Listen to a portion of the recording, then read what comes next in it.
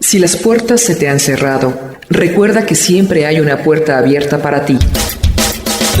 Puerta Abierta, un programa con el doctor Guillermo Torres.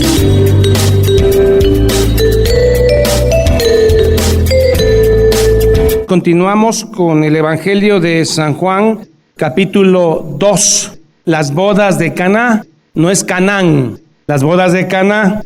Vemos en este capítulo que el Señor Jesucristo comienza su ministerio público dando apertura a través de un milagro. El primer milagro de los 7 milagros que el Evangelio de Juan menciona. Juan les llama señales.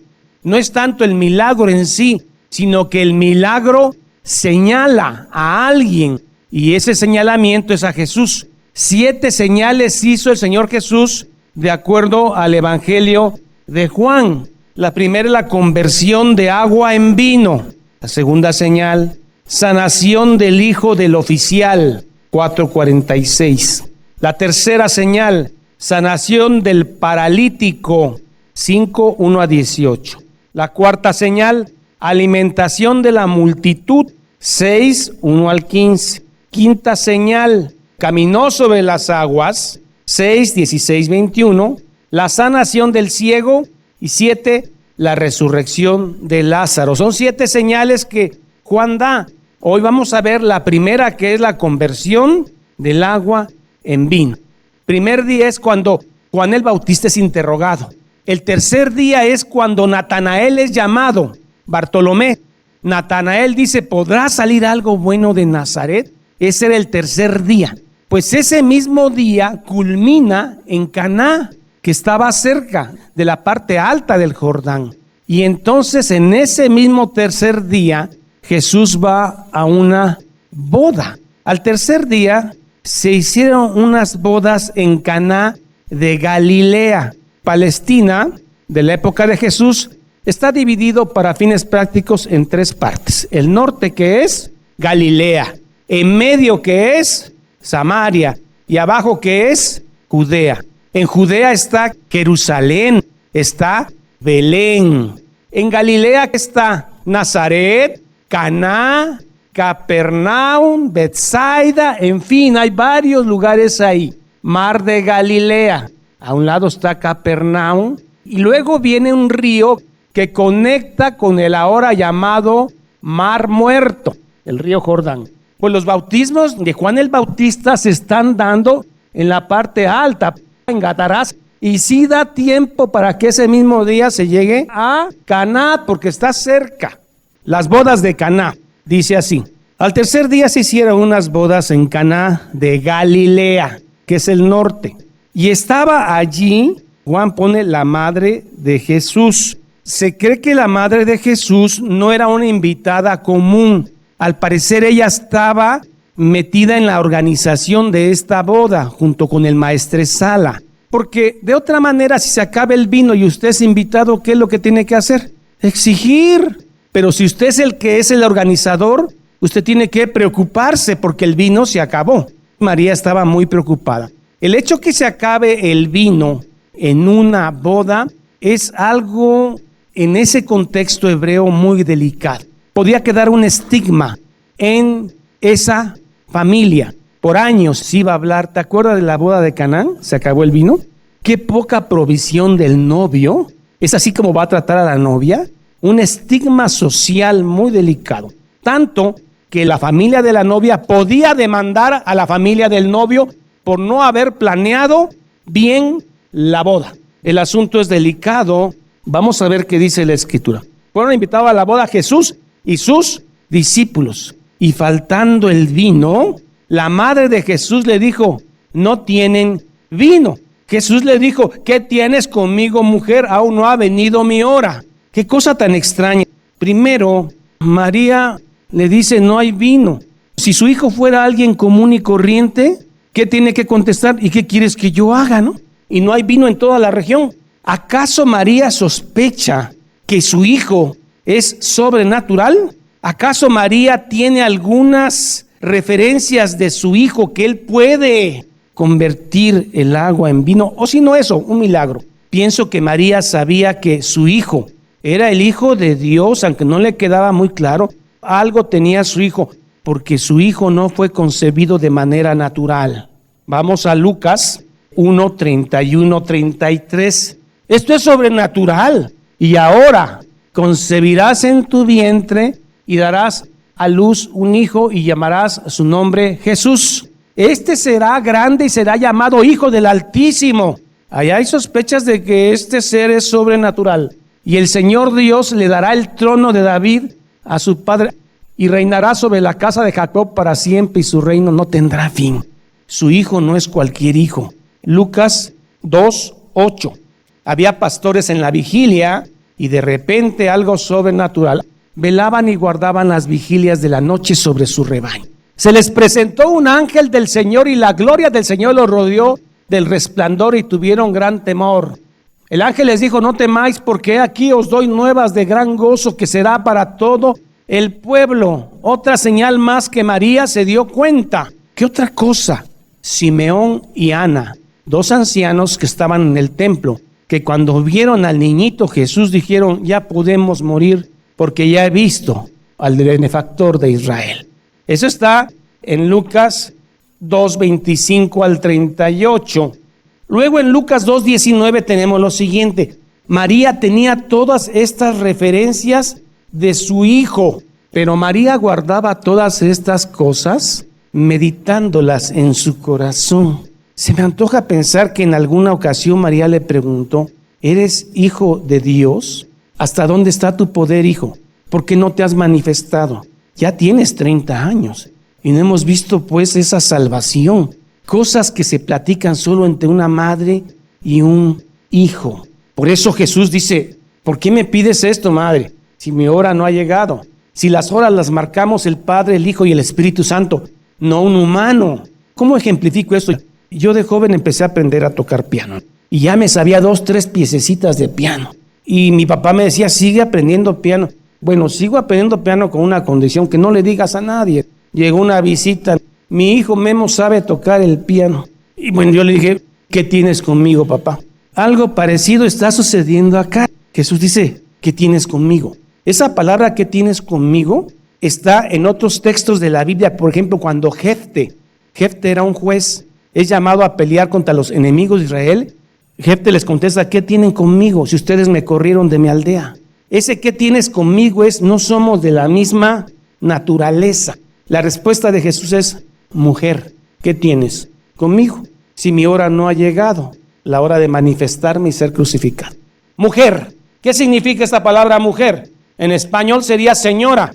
Mujer es una forma decente, sin faltar al respeto, pero no íntima. Ya no somos madre e hijo a partir de ahora. Una forma decente pero no íntima, y tenía efecto de distanciar las dos partes. Jefte, cuando les dijo: ¿qué tienen conmigo? Si ni somos amigos. Jesús le dice: ¿qué tienes conmigo, mujer? No somos de la misma naturaleza. María en ese momento se da cuenta que se distancia como madre e hijo. Su hijo ya no es su hijo. Ahora su hijo se ha manifestado, es su Dios, Hijo del Dios Altísimo. Y probablemente María se había enterado que 2 días antes Juan el Bautista declaró en el Jordán: he ahí el Cordero de Dios que quita el pecado del mundo. Y entonces le queda claro a María que esa relación se termina. No quiere decir que Jesús la desprotege, porque vemos que en la cruz Jesús le dice a Juan: madre, he ahí tu hijo, e hijo, he ahí tu madre. Porque son naturaleza diferente. Una forma decente pero no íntima, que tenía efecto de distanciar las dos partes. El que era tu hijo ahora es tu Dios, porque el Padre, el Hijo y el Espíritu Santo son consustanciales, de la misma naturaleza. María no. Sin embargo, María es seleccionada para tener al Hijo de Dios. Bendita tú entre todas las mujeres. Por eso respetamos a María como María, mujer. Todavía no es mi hora. La hora la marca el Padre, el Hijo y el Espíritu Santo. No una mujer, con todo respeto, pero no es intimidad. María hace a un lado esa suave reprensión de su hijo y dice lo siguiente: haced todo lo que os dijere, porque Él es Dios. Había 6 tinajas de piedra que no son de barro. Las tinajas servían para todo ese ritual que venía en Levítico, pero que los fariseos habían exagerado como doctrina de hombres. Se lavaban las manos y se las recontralavaban. Me da la impresión que era un tipo de pileta, pero esta es de piedra, porque para ellos la piedra no se contaminaba, el barro sí. Se lavaban así, primero las manos así y luego las manos hacia abajo, bien lavadas. Antes de sentarse a la mesa, pues no usaban toallas, sino empezaban a agitar las manos así, hasta que quedaban secas. Entonces probaban los alimentos.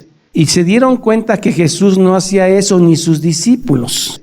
Marcos 7:1. Se juntaron a Jesús los fariseos y algunos de los escribas que habían venido de Jerusalén, las cuales viendo a algunos de los discípulos de Jesús comer pan con manos inmundas, no estaban lavadas y no estaban agitadas como decían los fariseos, doctrina de hombres que deberían de estarse agitando hasta que estuvieran secas. Era más importante el lavado de comer pan con manos inmundas, esto es, no lavadas. Los condenaban porque los fariseos y todos los judíos, aferrándose a la tradición de hombres, de ancianos, si muchas veces no se lavan, no comen. Estas 6 pilitas que estaban pegadas a la sala eran para estarse lavando las manos y lavar los trastos, porque el vino normalmente se tiene en odres de cuero. El vino no se tiene en pilas, y más donde la gente mete la mano para lavarse y están metiendo uno que otro trasto. Vayamos a la Biblia. Su madre dijo a los que servían: haced todo lo que os dijere. Y estaban ahí 6 tinajas de piedra para agua, no para vino, conforme al rito de la purificación de los judíos, en cada una de los cuales cabían 2 o 3 cántaros de barro. ¿Qué dice Jesús? Llenad estas tinajas de agua, y las llenaron hasta arriba.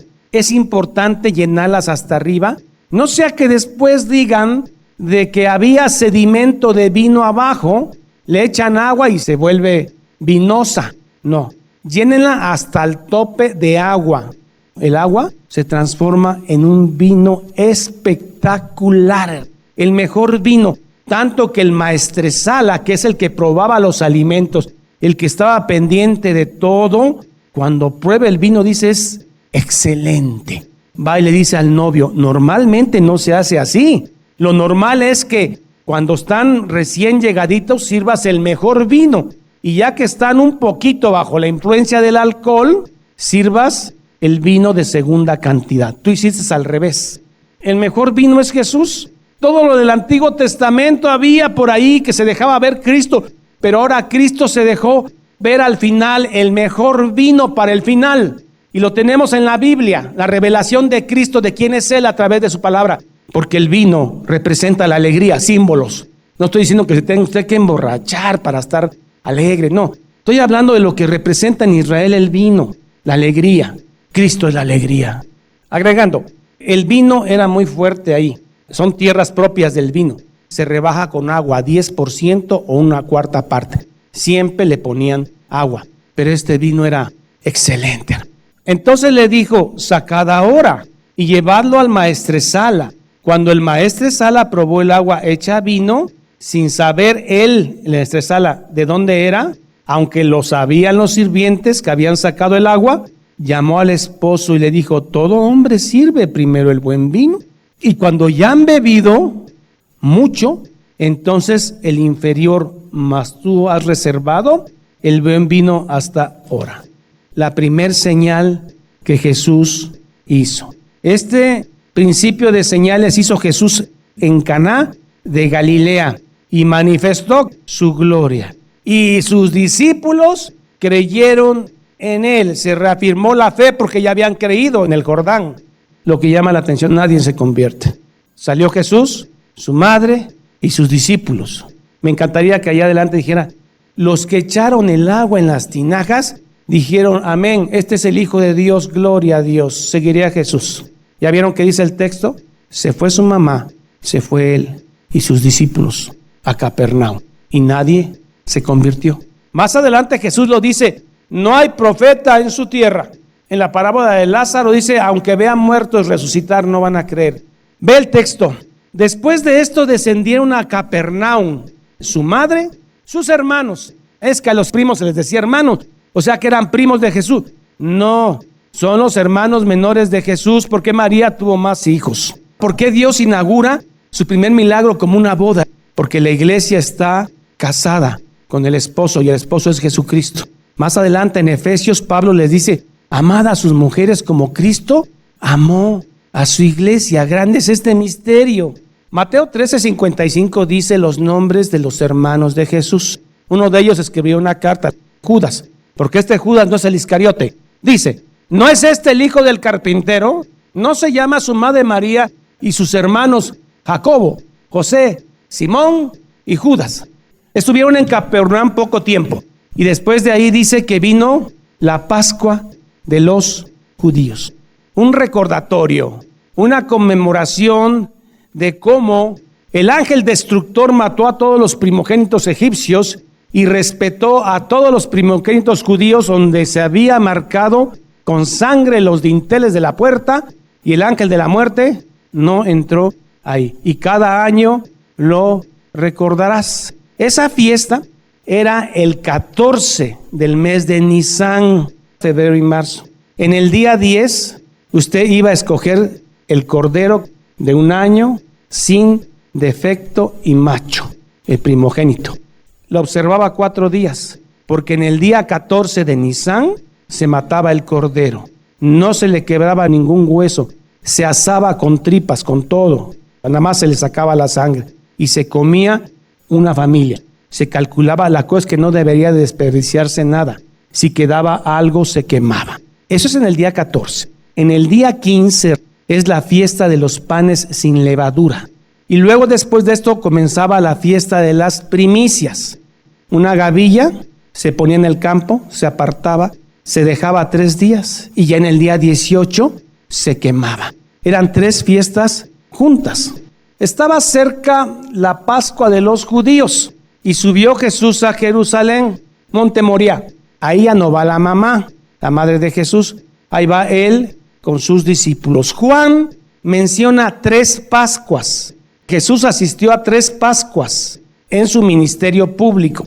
Los sinópticos solo relatan una Pascua cuando Cristo es entregado, pero Juan relata 3 Pascuas. Esta es la primera. En el día de la Pascua, día 14 de Nisan, todos los judíos de todo el mundo romano se juntaban en Jerusalén. Era probable que en ese día hubiera de 2 millones a 3 millones de judíos. El templo de Herodes estaba a reventar. Era un negociazo. Desde la salida de Egipto hasta que Jesús entra al templo en este momento, se habían celebrado más o menos 14,000 Pascuas. 7,000 sacerdotes trabajando en el templo, 50 cada día. Claro que en el tiempo de la Pascua todos estaban trabajando ahí.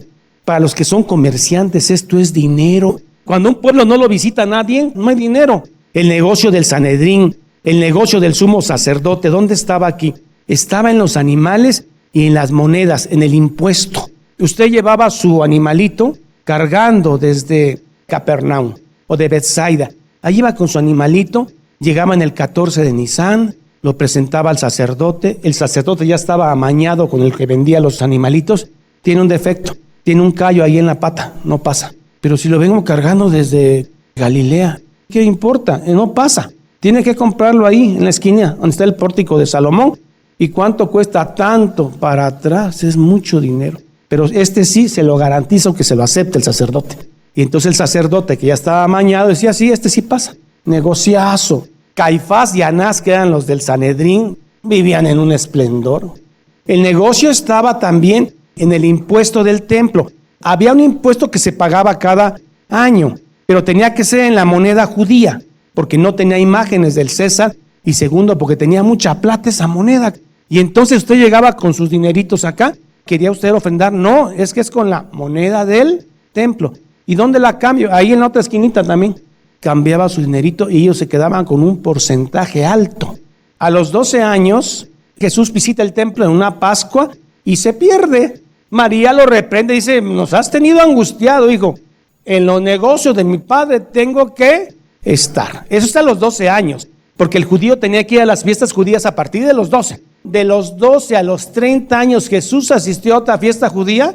Por supuesto, si no es que asistió cada año. ¿Y Jesús veía el negocio?